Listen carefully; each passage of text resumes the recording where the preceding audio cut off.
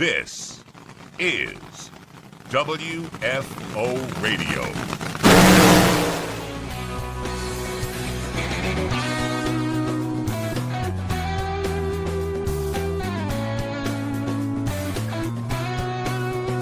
Hey, welcome to Life's a Drag episode, we'll call it the reboot number 2. Yeah, let's go with 2. Let's go with 2. Yeah, we're going to a new reboot. How you doing there, Elin? I'm doing pretty good. Just I wasn't sure how long you were going to leave that music up. If we were just going to have kind of sweet jam sesh the whole show. Yeah, no, I just it's there's we're a couple some kinks out. We're working some kinks out. Yeah, we're just trying to figure out how this works. But so long time no see. Saw you this past weekend, like 2 days ago. That's the beauty of the world we live in. And back-to-back races. We just saw each other. I just missed Joe Costello at the hotel bar on Sunday night in Boston, which I was very sad about because the after hour, chit chats in the bars really some of the highlights. Oh, definitely. How was your travel back, by the way? Because mine was eventful. I actually Spencer Hyde going to the final round was a good thing. Jack Beckman crashing into the wall, a bad thing because that hour of lost time for Jack Beckman forced me to change my 8:30 departure to 5:30 a.m. on Monday. Ooh. Had Jack Beckman not crashed, since it's all about me, because I still went to the airport thinking, well, maybe my flight's delayed. I was walking into the airport at 8:40.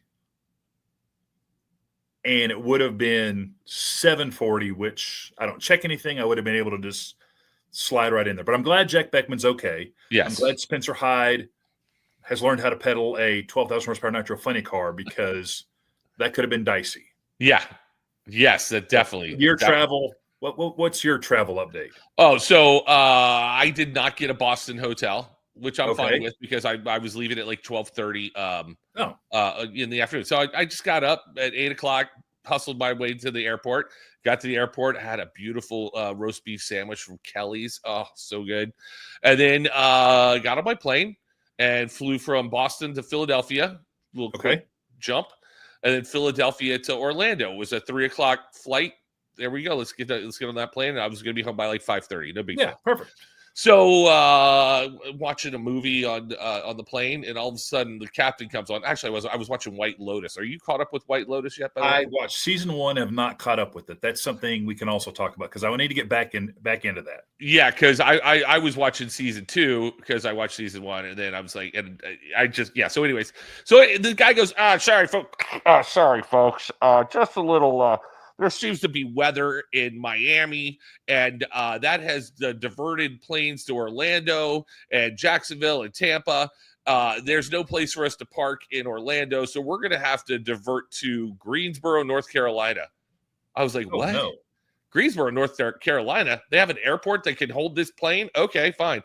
Which I apparently realized that it's the hub for Honda Aviation, so there's pretty big runways and pretty big, airport. But so then we had to sit there for we landed at like 4:30 and by the way, we were almost to Jacksonville, and they turned the plane around and we had to go back to Greensboro. So I was like, come on, man.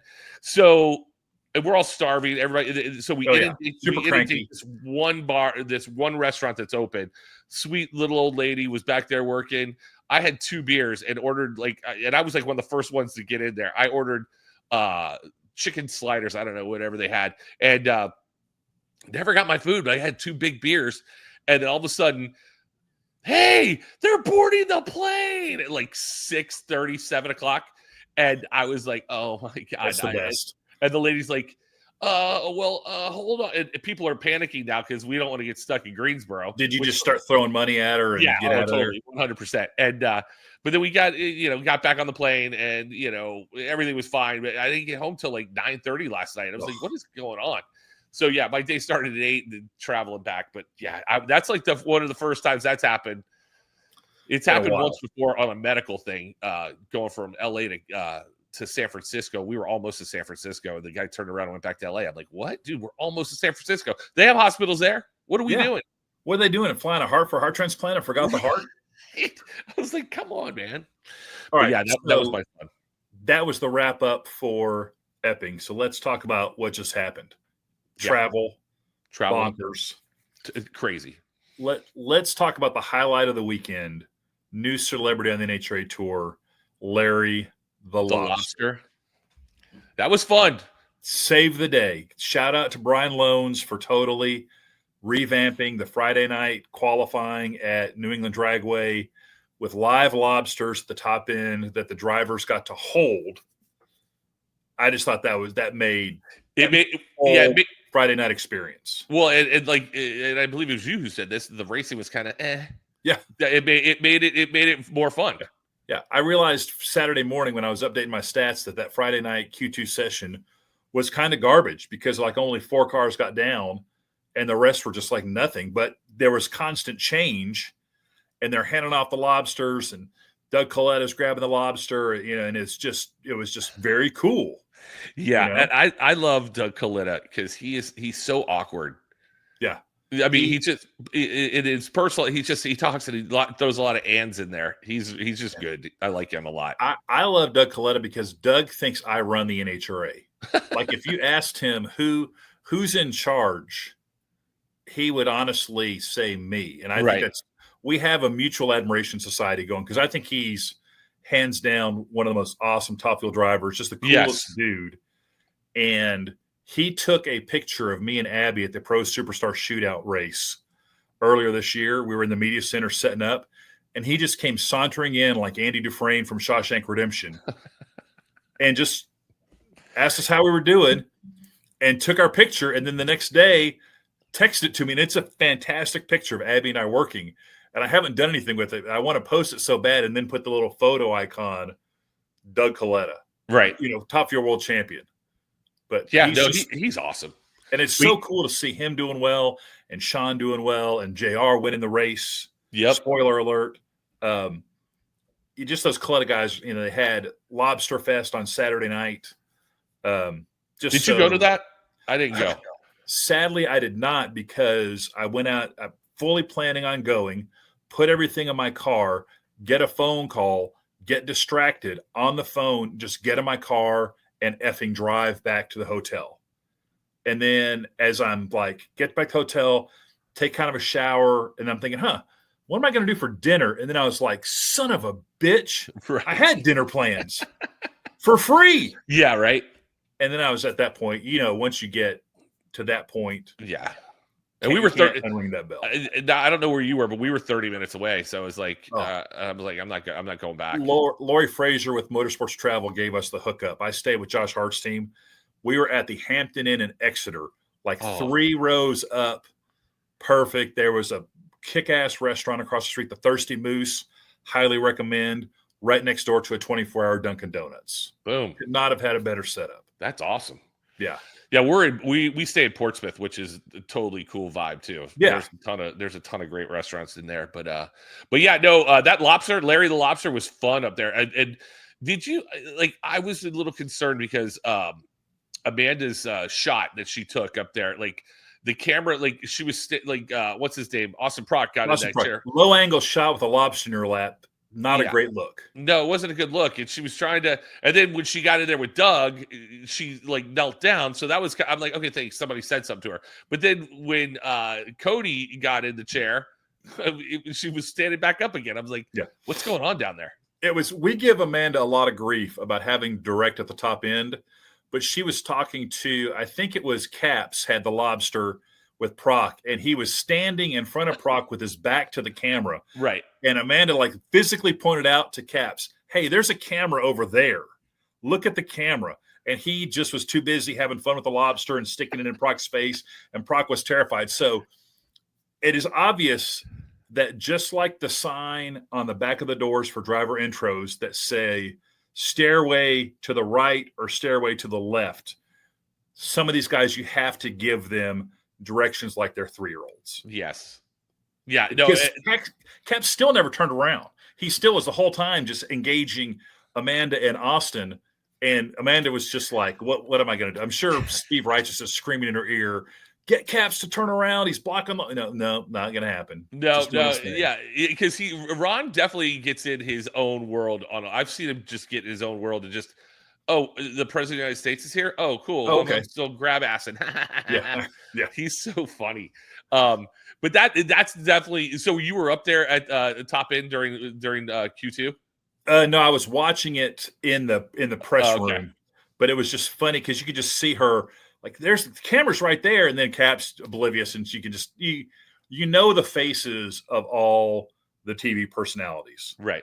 If you don't watch, that's why you should watch the show all the time, because you can tell irritated face, funny face, embarrassed face, and they're pros, and it's so subtle, but it's just like our own little mini show inside 100%. The show. Well, and like every time Amanda came back from the top end on Saturday or on Sunday, she was like, okay, so we're here. Like she was coming off of a laugh, and then she didn't do it once. I'm going, oh, she must not be having fun with him up there. Yeah. Okay. Yeah. But yeah, like you said, the show within the show that's the stuff I enjoy. It's spectacular. And then also the activity in the press room and I think we have some live video footage of Teddy Graham Gate. Yeah, there's again, we always talk about the press room when it rains and stuff like that. This is probably the epitome of what goes on. I would like to lodge a complaint against the creators of the Teddy Graham bag. Well, let's see what we're talking about first before we get down that road. Here we go. This is what goes on when it rains in the press room. What kind? Elon, what are you doing? I'm trying to figure out how to open.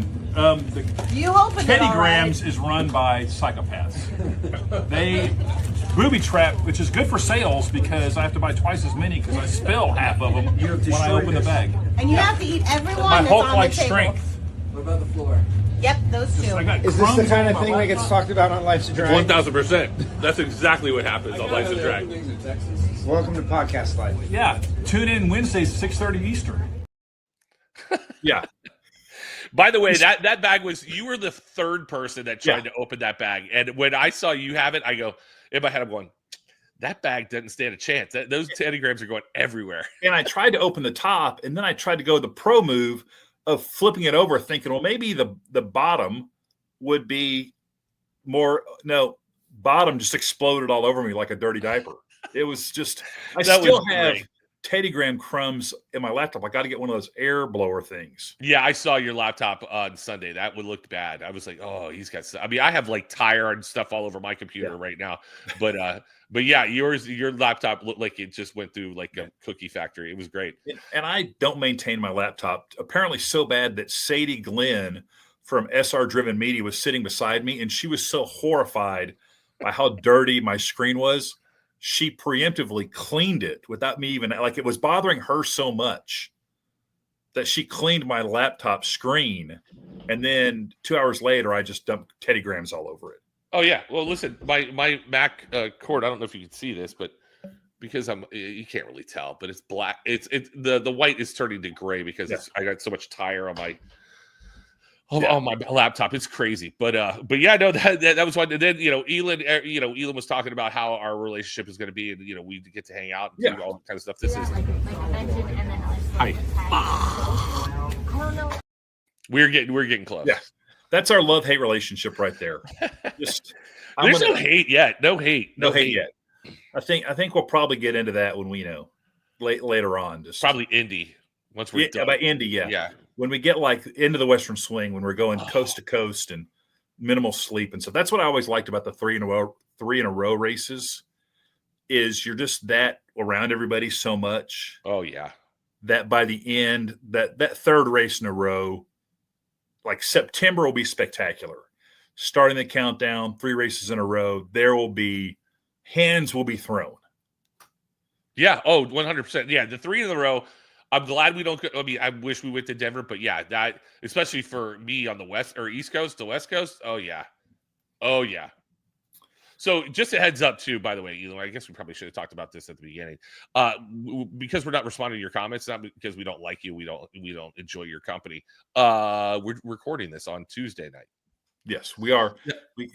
We're still getting in the groove of setting our whole life aside Right. for Wednesday night for all of our tens and tens, soon to be hundreds and hundreds, then millions and millions of followers. Yes. So we, as to say, hey, sorry, we're not doing one this weekend or this week. No, not going to do that. We're gonna give you content. We'll always find a way. But one last thing about what just happened. What just happened this weekend is I also finished the Dale Earnhardt documentary on Prime. I watched it all. I watched all 4 hours of it on Sunday night. Oh my gosh. I was at the hotel by myself, and I had a couple cocktails and ate some pizza. How did you? To me, I saw the first two when they first came out, and that nearly wrecked me. Right. And then the last two completely, like when the last one ended and they're doing all the credits and all the updates, I was still shell shocked by the whole thing. So what are your thoughts on it? You know what, I know what you're talking about, and it's the time, tale as old as time. I mean, dad, son just wanted his dad to love him, and his dad just didn't have that capacity, didn't want to love him the way he loved him, and then all of a sudden you have kids and you're basically the exact same way your dad was. That part hurts because, listen, my dad thought I was the greatest person ever. I mean, Sure. Thought I was awesome, and I got all the love that I ever needed from my father. Because he didn't have a father, and he just said, listen, his father left, and then like, hey, I'm going to do my kids better than this, but it's tough to watch. And the fact that he sent him off to military school, I totally forgot about that. And then totally. Sent Dale Jr. to military school, and then his sister was going to protect him, and that blew my mind. To me, I'm super fortunate that I have a daughter and a son that are about 2 years apart, and they have a tremendous relationship as adults now. Right. That to me, I feel like Abby would do that for my son Nick. Like seeing, like, they look out for each other, they talk to each other. But even with that, like, I tell my kids I love them, I'm proud of them. Abby works with me. But still, even Sunday night, driving home or driving from Epping to Boston, I called my son, who's a second lieutenant in the Marine Corps, have told him and I said, hey, I just finished the Earnhardt documentary. I just want you to know that I love you and that I'm proud of you. I know I've told you that, but I just want you to just know that no matter what, like, and then he had read the Earnhardt book and all, he was like, I appreciate it. But it's just like, holy smackholies. Yeah, listen, I have 4 boys, and the youngest one's 14, and I have twins that are 27. And the older ones, I literally had to, I was having a crisis in my world. I was like, did I do right by these kids? Because like none of them are doing what I would have done or what I did. And I'm like, except the 14-year-old. I don't understand how this one functions different than different than the other ones. But I had to call each of my 3 older kids. I'm like, hey man, was I a good father to you guys? I go, I mean, are you guys like totally screwed up? I mean, I know everybody needs therapy in this world, but are you guys doing okay? I go, I've got a struggling, starving artist who just got his master's degree. I got one that's in the Space Force who thinks it's the greatest thing ever. I got one that got out of the Navy and wanted to be an actor, but then he's just done a million other things. And I was like, I don't know what's going to happen with this kid. But this kid's doing great. And that one's the one that's like, he's always checking in on me. Dad, you doing all right? You okay? Like, yeah, man, I'm good. But just the whole documentary, all the footage they had and how open Dale Jr. was and Kelly was and Carrie and like Waltrips and Kyle. I mean, the people they had involved in that documentary was like textbook, unvarnished. Right. I mean, the fact that it was a Dirty Mo Media production, probably that's what kept Teresa Earnhardt out of it. Yeah. But you heard the good, the bad, and they had so much stuff from Earnhardt too. Yeah. But just some of that footage of just how, it was just a great four episodes, easy to digest. Highly recommend. Well, and I think you and I are going down the road of like, it's really hard to watch because of that. But if you watch the whole thing in general, there's a lot of racing in there. There's a lot of Dale Earnhardt and stuff. I didn't realize Kevin Harvick got in that car as soon as when Dale passed away. I was like, oh my God, I forgot about that.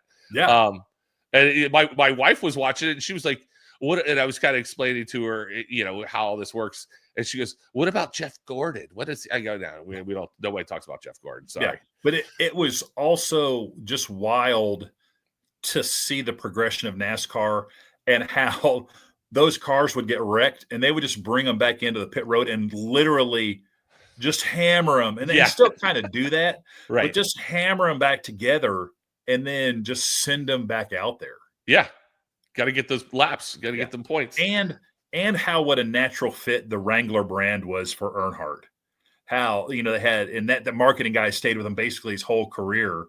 And it was like, yeah, we got these Hollywood actors that are trying to act like cool, tough guy, whatever. And then they're like, we got an actual guy right here. Who is that guy? Yeah, we don't. Yeah, who wears Wranglers? Let's just use that guy. And he probably sold 50 million pairs of Wranglers. Yeah. I didn't realize that Richard Childress was a racer and then became the owner. I was like, okay, that I put those things together. I mean, I was in high school when Dale was coming up and doing his thing, and I'd watch it. Being in Orlando, would definitely go to the Daytona 500 and watch it and see the whole thing. And local news, like Dale won everything at Daytona until he finally won Daytona. Right, I mean, he's won everything out there. Yeah, but it was cool, and I talk about this a lot. Our Dale Earnhardt is obviously John Force. Right. 16-time champion, and he's the greatest of all time. But there's a certain amount of social retardation that happens when you put that singular focus on something, whether it's racing or playing the cello like Yo-Yo Ma or computers like Mark Cuban and Bill Gates. You just don't learn how to do stuff. And for Earnhardt Sr., it was like that emotional capacity. Right. John Force can't do small talk. I No. mean, that's just not his thing. It's, that's why I got to do so many cool things when I worked with him, is because he would take me to do small talk. Yeah. Because he just didn't have that capacity. And, Oh, listen, I've been in an elevator with him and Brittany, and I'm like, hey, what's going on, guys? Hey, I was like, we only got 3 floors. You can't do it. He cannot do it. It's the funniest thing.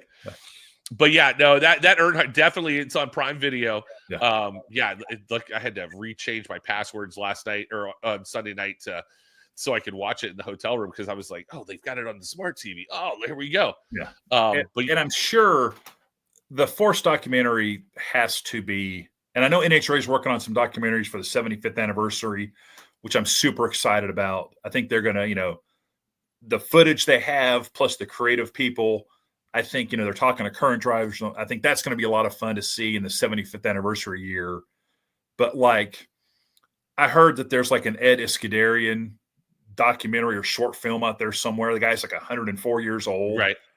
And, but I would, I think there's so many cool things about our sport. Jungle Jim deserves a documentary, just even modern day. I think if you just followed Ron Capps around or Antron, that whole build a time machine and go back to like the decision for those guys to leave DSR, Right. and go out on their own, that would be a great one. Yeah, or even Krista Baldwin who wants to own a race team. Go get you some, Krista. Right. And it's so easy to say, oh, you just make a documentary about this. But hundreds and hundreds of hours of footage, coordinating the expense, the time putting it together. I mean, that Earnhardt documentary probably has been in the works for 5 or 6 years. Oh, easily, yeah. To get 4 episodes out of it, yeah, that's crazy. Yeah. And then even if you make a kick-ass documentary, getting it on Prime or Netflix. I mean, we talk about, there's Tubi and then there's Roku, and it's like catching lightning in a bottle. Yeah. Oh, listen, I was watching TikTok today, and do you know there's a Happy Gilmore 2 coming out? Yes. It's coming out on Netflix. Cannot wait. Yeah. There we go. But yeah, no, it's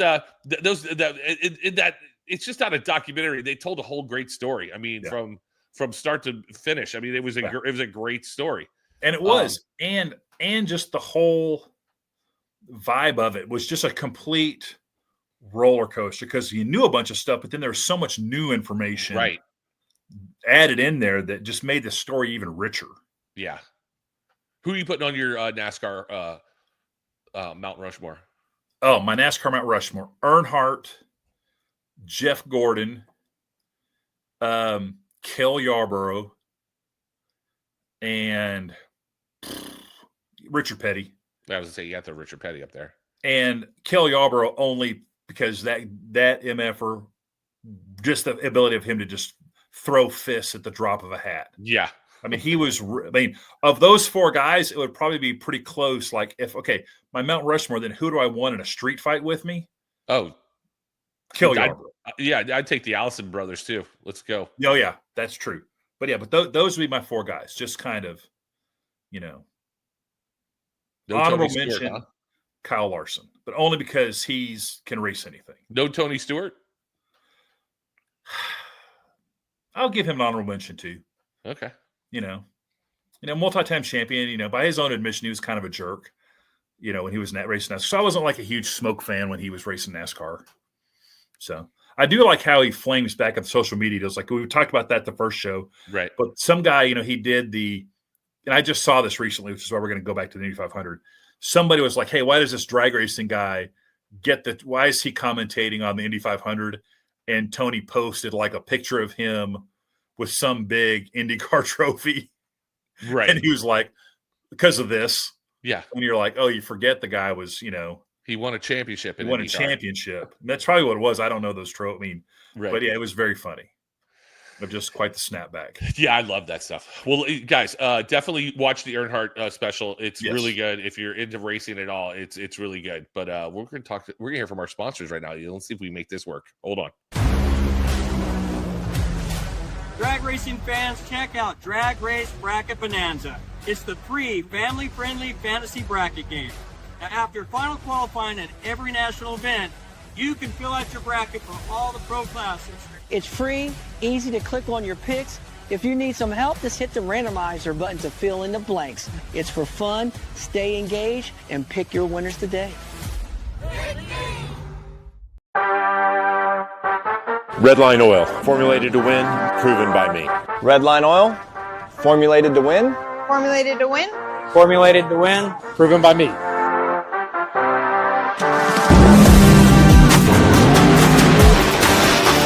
Formulated to win, proven by me. Proven by me. Proven by me. Redline Oil, formulated to win, proven by me.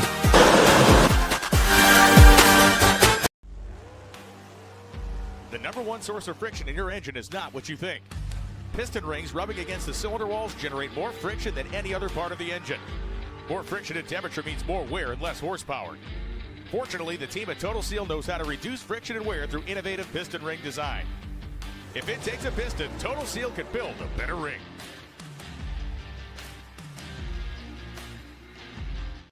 Wow! I love the slow-mo.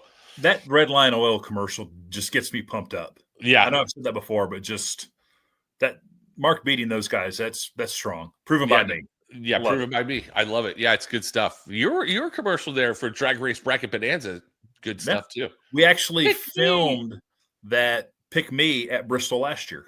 Okay, nice. We did it after the Saturday night autograph session. Oh, that's and cool. I want to thank all those drivers that kind of hung around because they were all kind of gathered up there.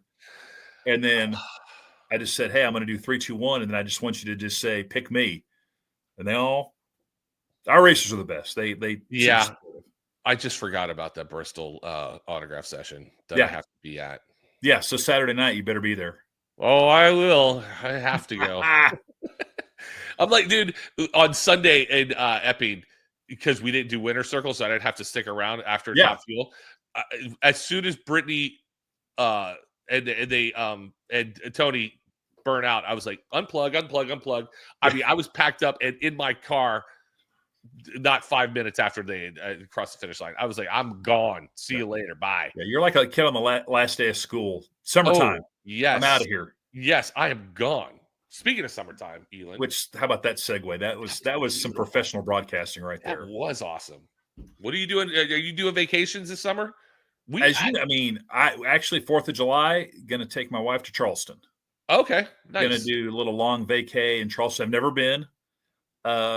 Staying at like a boutique hotel that I found online, and we got some resis for some dinner because the food, Yep. And we're going to do 4th of July and just kind of check out the historical attributes of that fine city and then get out of there. But just extended vacations are hard in the summer, obviously for us, but we can't. So Charleston is probably the biggest thing this summer. And that's awesome. Yeah, you should watch Southern Charm on Bravo to get a little Charleston. Okay. If you want some good trash TV, that is perfect. Okay. All right. What about you? Because you got anything cooking? I got nothing. So I had to take my wife and my son to the airport today at 4:45 in the morning because they are going to Kansas City to play in a soccer tournament where my son is. Gotcha. So then he's got to come back 2 weeks, the weekend of Richmond. They've got to go to Nashville now to play in the national playoffs or MLS. And I'm like, I hope you guys have fun because that's going to be your vacation for the summer. Right. We never do any vacations. First off, my wife hates me. Second off, she doesn't want to spend. She wants no time with me. She's what about growing up? Did you do vacations growing up? We did. We always used to everybody in Florida would go to North Carolina, but we would the first time I ever got on an airplane was I was maybe 23. We drove everywhere, and we were big drivers. Yeah, we camped. We had a pop-up camper. One of the best vacations, we would go to North Carolina. This kind of tells, and we can get into a whole rabbit hole with me on this. But we were driving around. We were camping around North Carolina, the Charlotte area, Asheville. Doing the Blue Ridge Mountain stuff. And my dad goes, "Hey, we should go to Heritage USA." And I'm like, "What is that?" He goes, "The PTL club." We're like, "What?" Okay.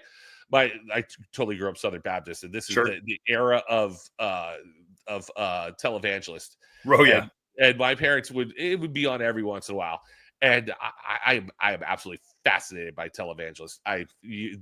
Cults everything. Pat Robertson is the goat. Oh, the man, the goat. So we went there. I was maybe 12. And we watched them film a TV show. They filmed everything there. It had an awesome campground. They had a lake that was stocked with fish that we were just fishing, pulling out fish every 5 seconds. And we would ride the tram back and forth. We played bingo. It was just a wholesome family event. And I was like, I tell people that I was there with Jim Baker and Tammy Faye, and they're like, "What?" Yeah. I'm like, "Oh yeah, man, PTL, praise the Lord, we're there. Let's go." But I'll never forget that trip. And then we always do our family reunions in North Florida. And we would get there on a Thursday. We'd camp out and everybody would show up. It'd be like 400 people that would show up to this family reunion at the lake. And it was awesome. Did you guys have any good family reunion bits? Because my Aunt Rhea, which is really my great Aunt Rhea, my grandmother's sister, had a farm in upstate New York in the Batavia area. And all the families would get together. And the bit was she had like a barn that just had stuff in it. And the whole thing was you would go into the barn and then just try to sneak stuff into people's trunks. Oh, nice. It would leave with tractor equipment, eggs, all, the milk crates. Right. And it was all, and you would just see your uncles just causing a distraction over here while another one's scampering to just put all this crap into the back of somebody's rental car that then they would leave and be like, what am I going to do with all these blankets? Right. But it was that's awesome. The best, because my aunt would, my great aunts are there, my grandmother's there, they're having all this. My grandmother made this concoction called glorified rice. Okay. And it was rice with some kind of whipped marshmallow and cherries. It was super light and refreshing, and she died with the recipe. Oh. And everyone in the family has been trying to recreate what it was, and no one has come even close. It had some pineapples in it. It was just the perfect, what you would imagine the perfect summertime treat was. Right. And it's just gone into the vapor. I hate that. Yeah. Brutal. The bit that it wasn't really a bit, but we would have to, we couldn't eat until everybody prayed. Oh, yeah. Then everybody, you got Uncle Harry over here who's been, a Pentecostal pastor, and he's going to pray for 15 minutes. and we're just like, what is going on? And as little kids, we're just like, oh, I'm ready to eat. Yeah. And my one of my aunts, my mom's aunt, made the absolute best mac and cheese. And if you didn't get it, she'd have to make multiple pans of it. But like we had, listen, I come from a long line of Florida crackers, a bunch of rednecks, man. We are rednecks. But like we've had Hell's Angels roll through. One of the cousins was in the Hell's Angels, and they were just coming by. We're gonna go here. Like, did you ever listen to Howard Stern? Yes, back in the day for sure. Remember Nicole Bass? Yeah. She showed up at my family reunion one time. What? This is before she was Nicole Bass. Right. Sure.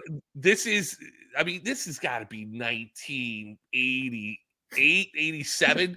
And here comes one of the cousins with this woman who was huge. I mean, you could tell she was like a bodybuilder. She was like all body built out.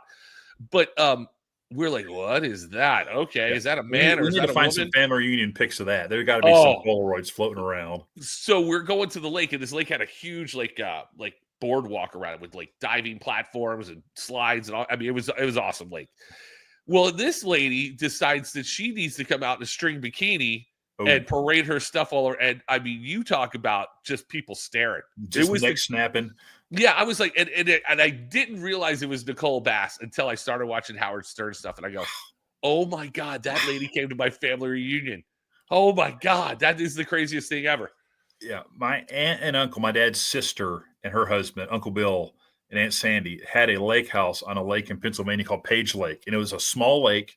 They regulated that you could not have a motor above like a 15 or 20 horsepower motor on the lake. Okay, so we got tubing and stuff, and my Uncle Bill was an engineer, and we'd do pig roasts, and I would go up there for like weeks on end and just go and catch bluegill and just have the best time. And my Aunt Sandy was a coupon clipper. Now, this is in like the 70s and 80s, and I would go with her.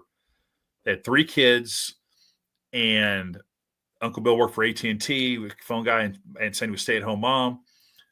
She would clip coupons, and I've been there when we have loaded up like 3 shopping carts full of brand name groceries that I never got like growing up as a single kid. Right. All the Frosted Flakes, all the Duncan Hines, all the Kraft mac and cheese, everything. And then it would check out and it'd be like $400. And she'd just pull out the wad of coupons. And like literally, I've been there when they have given her $3.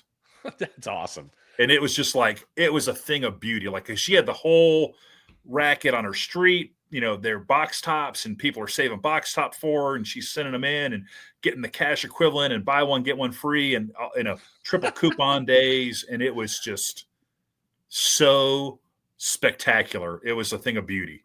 But yeah, Page Lake was a place I'd always go. We were big drivers, and my wife married into this family, and she's still, we don't do it anymore. But like, I grew up in Texarkana, Texas, and there was a fishing lodge in Canada, in Ottawa, just across the border from Buffalo. We would drive from Texarkana and pull my dad's bass boat and make it to New York to my grandmother's house in 2 days. Wow, that's crazy. Just straight 14-hour driving days. We drive overnight when I got my license, and we did that with my wife, and everybody gets a turn. Everybody does like a 2-hour shift. And my wife married into this family one time, and she was just like, what the F is happening here? We went there all the time. That was kind of a problem because my dad was just a creature of habit. He found something he liked, and just did that every year. So I probably went to that same lodge like 10 years in a row. That's great. Yeah, we went to my family reunion at least 10 years in a row. Yeah, it was great. Yeah, my dad reunion's different. I mean, that's kind of a cool thing. But yeah, like going to the same play, it was. We don't do that anymore. But we have friends that they camp in Colorado every summer, and I think that's really cool. As a whole, you just kind of block out. Oh, this week in July, we're going to go to Colorado and camp, and they have the same spot, and that to me is kind of cool. Yeah, no, that's awesome. I used to ride my bike across Iowa. They have this big social ride, like in the 90s. I did this, and but it was the week of that we go to Sonoma. And so when I started coming back out here, I couldn't go because I was doing, I was working. And, but yeah, riding your bike with 25,000 people, every 5 miles, and there's a pork chop stand or a town that is selling rhubarb pie to help build a schoolhouse or a church. You think riding a bike 70 miles a day, you'd lose weight? No. So I want to circle back to this because we're both guys that are probably not in the best shape of our life right now. Correct. But I feel like we have had some strong athletic feats in our past. Oh, yeah. Was that your strongest athletic feat? Riding a bike across Iowa? Well, I mean, yes and no.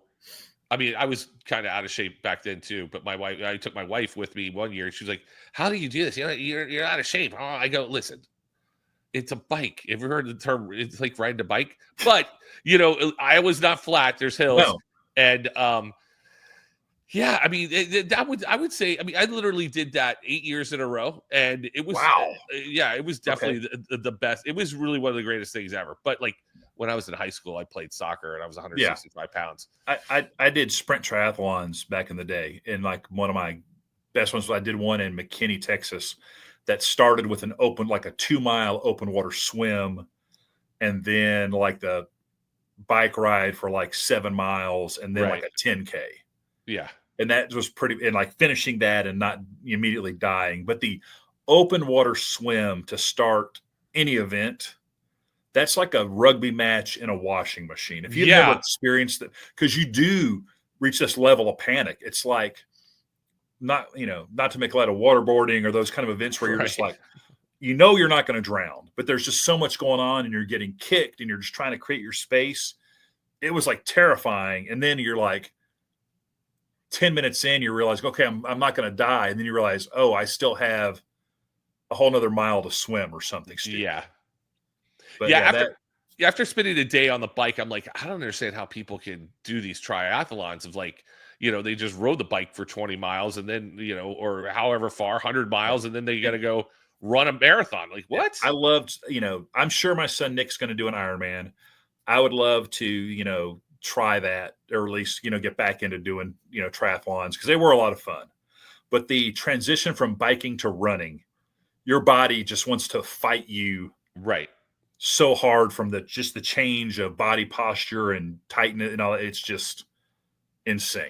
So yeah, but we can circle back into our we can go compare our bench presses later where we just start saying, oh, I did this. Oh, really? I did this. Yeah. That's always just fun. Full boogie nights with John C. Reilly and Mark Wahlberg. Yeah, exactly. How much can you bench? Yeah, which that's awesome. Yeah, going back to my dad driving us everywhere. We had CB radio, which we thought was the greatest thing ever. And my dad's handle, I'll never forget. It was the best handle ever. He was like, "Break 19. This is a nervous wreck. I'm in the car with my 3 kids and my wife. I'm a nervous wreck." Yeah, so stupid. So we had CB radios. We road tripped with my aunt's family from Pennsylvania to Orlando to Disney World, and in the back of the most 1970s deal, all me and my cousins in the back of the station wagon playing Monopoly, drinking our Cokes, no seat belts, just back window cracked, and we're just living our best lives, just driving the whole way down there. Oh yeah. Listen, I live in Orlando, so I see these people show up and I'm just like, I thank them people are like, oh, these damn tourists are, man, thank them. We don't have state sales, sales tax because of them. They put 3 kids of mine through college. We're going, let's go. Yeah. Bring them here. Heck yeah. And now we've got back-to-back races. So you're home for a couple days. Yep.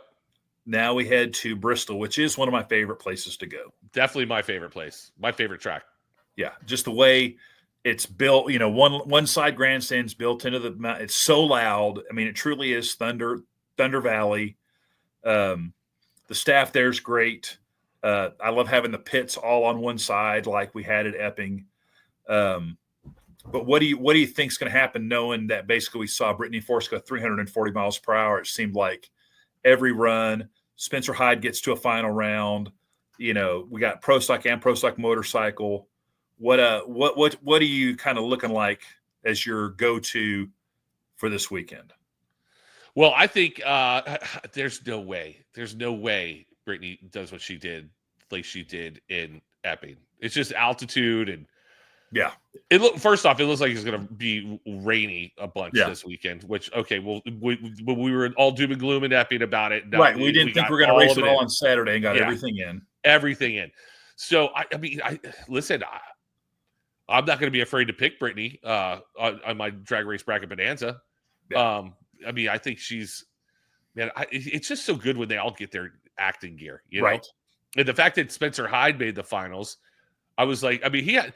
If it all went according to plan, he was going to have to beat Matt Hagan, Antron Brown, and another world champ in there. And I was like, well, he had to beat Hagan Caps. And then Beckman. And who did he have in the first round? He had Hagan. No. Was it Hagan in the first round? Because he drove around Hagan. I was like, shocked. Yeah. I think like second round was Hagan. I can't think of who he had, but yeah, he was about to basically lay waste to all the world champions in funny cars. Yeah. It was insane. And, you know, that Jim Head car's running so good. He's driving it really well. And just the pro stock, seeing Erica get to a final round was big. Yeah. I love Erica, but man, she lucked out getting to that final, I think. She ran good. She ran good on Friday night, but then, you know, she struck the tires after the first round. She won 2 pedal fests. But again, look back at this litany of guys that have won big races, and they always catch a break.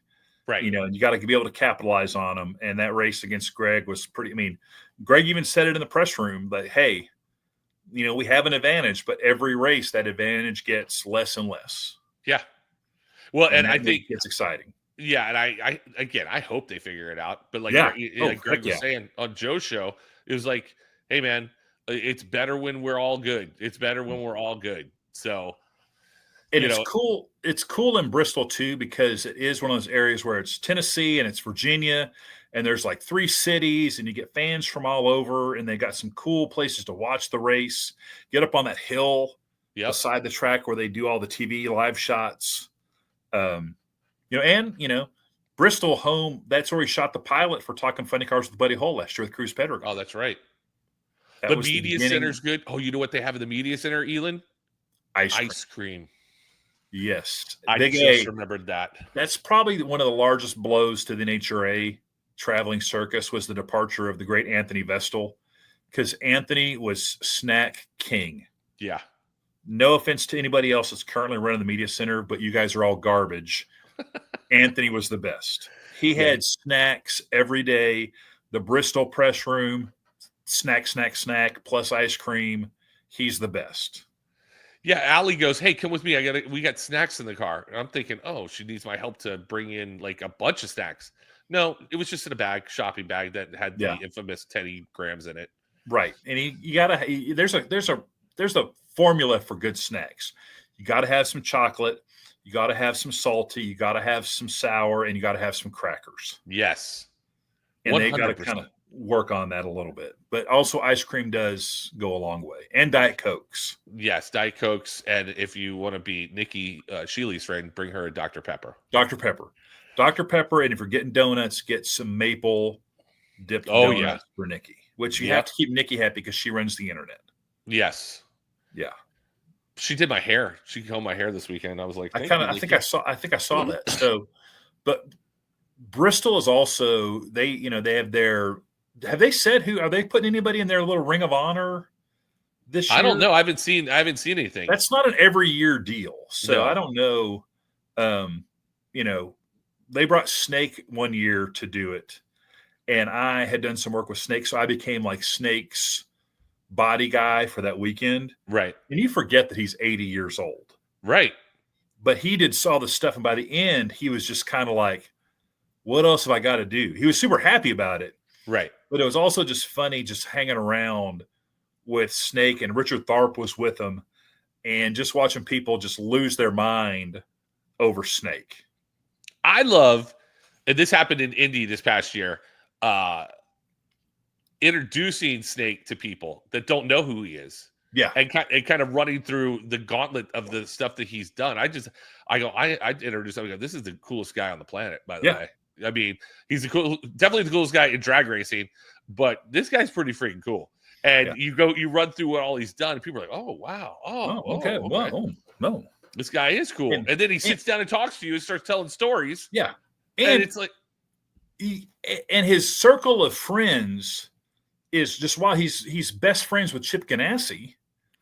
And when you're best friends with Chip Ganassi, what do you do on Memorial Day weekend? You go to the Indy 500 with unfettered access to everything, and your snake. And then the guy who you're a guest of wins the Indy 500. His team wins the Indy 500. Yeah. And then it's just pictures of like you and Chip Ganassi with the Borg Warner Trophy, or you're in the winner's circle. It's just like, hey, pretty good Sunday from a buddy Chip.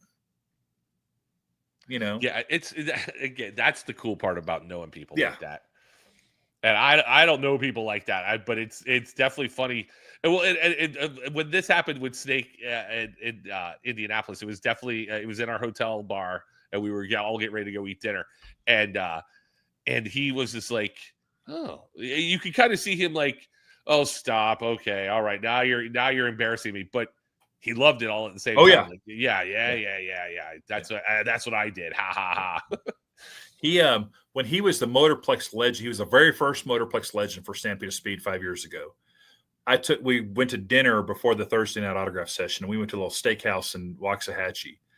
And we walked in, and there was a guy there with his son, and the guy was like blown away that Prudhomme was there. Like, he recognized him immediately. Right. Don Prudhomme, oh my gosh, and he tells his son, who's like 10 years old, could not have cared less. Right.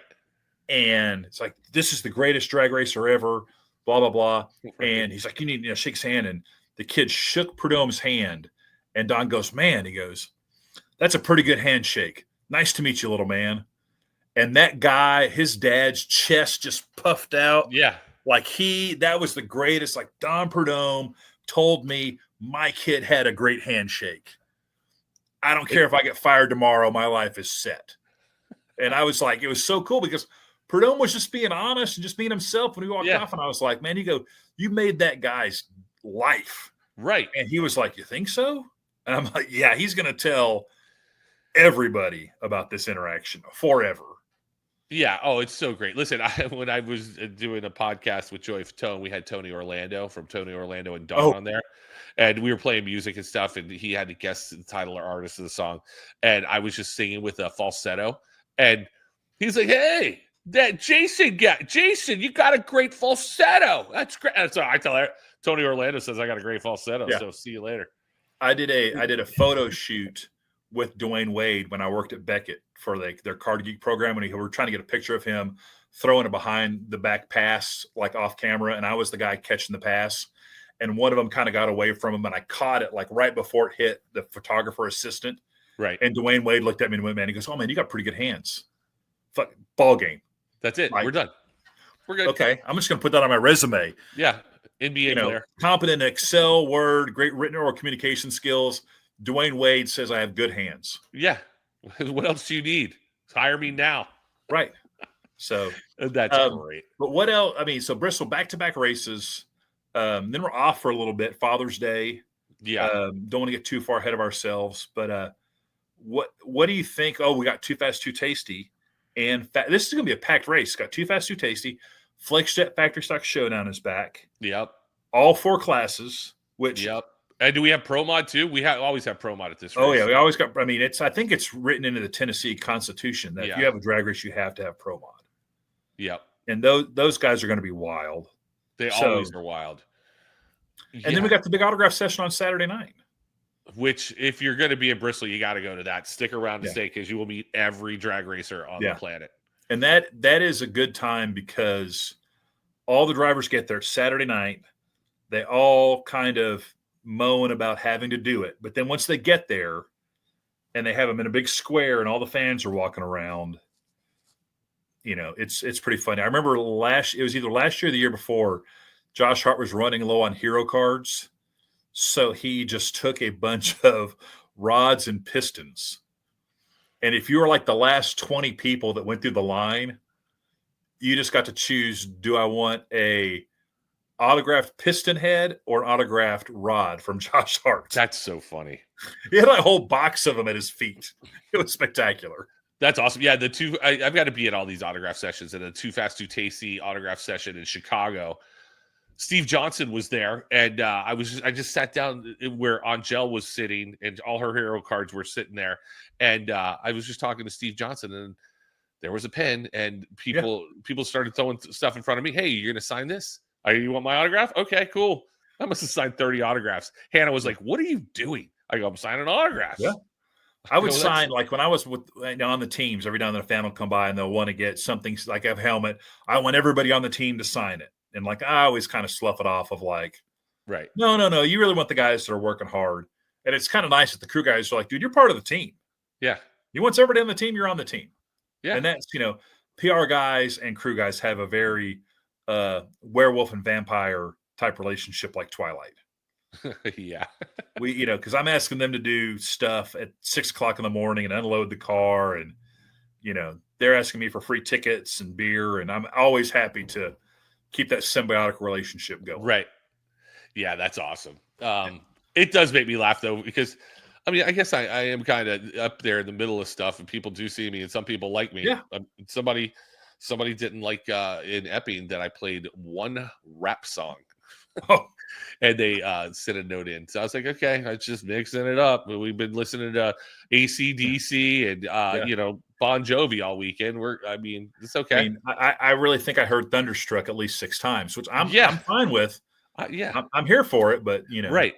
And the rap song I played was a Beastie Boys song. Like, it wasn't like I'm playing Jay-Z coming at you. So I had, again, appreciate you playing the Drag Race Bracket Bonanza commercial. You'll be able to sign up, dragracebracketbonanza.com. But I had one of those wild moments. I was having lunch. I'd gotten to like a Italian sausage sandwich, and Richard Shute and Gary Nastasi, 2 of the best photographers in the business, were eating corn dogs. And we're just kind of standing there, and this young fan walks up and is like, "Hey, I hate to interrupt you while you're eating, but man, I really like what you're doing with Drag Race Bracket Bonanza. I play all the time with my dad. I think it's really cool." And then he fist bumps me. And I was like, "Man, I really appreciate you playing, man. That's really cool." And then he just kind of walked off. And I was just standing there going, I was glad Richard and Gary were there to have a witness. But I was like, it's really cool that people were playing. And there were a lot of people played at Epping. And there are going to be more people.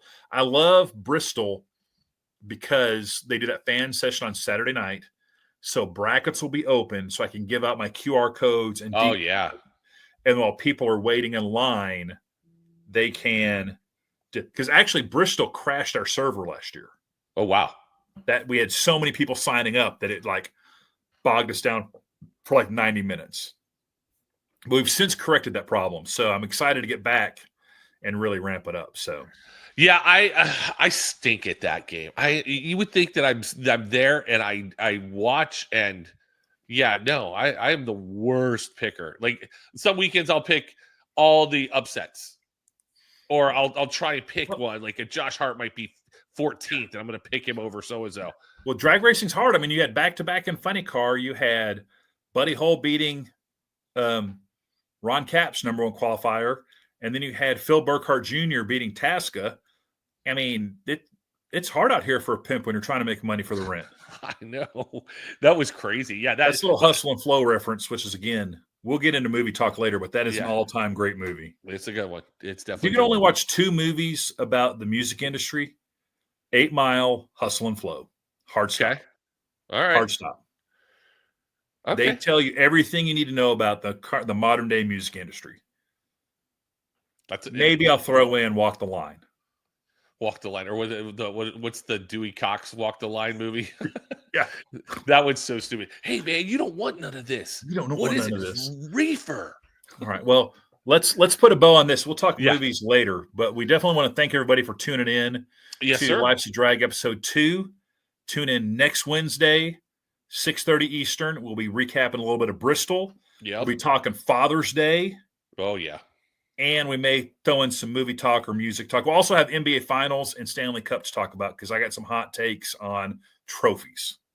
I love it. How they handle themselves. Do you know what the Lady Bing trophy is for? No. The Lady Bing Trophy. I had to do this when I worked in radio. We had to do stupid trivia. Lady Bing Trophy is for the best goaltender in the NHL. It's called Lady Bing? Yep, Lady Bing. It's probably some Canadian somebody. Yeah, it's Canadian. Yeah. Hands down hockey. Well, I don't want to steal, but I got a lot of hot sport takes on hockey versus NBA versus NFL trophy. And we're right around the corner from NFL season, too. I'm so excited. Yeah. But thanks, everybody, for listening. You're going to do like an official wrap-up, Jason? There it is. Yeah, well, now we just lost Jason's audio. So I'm going to tell everybody thank you very much for listening. And tune in. Yeah, when your music came up, your audio went down. Go ahead. All right. You continue. Okay. Thanks for watching and listening to Life's a Drag with Jason Logan, that guy, and Elon Warner, this guy.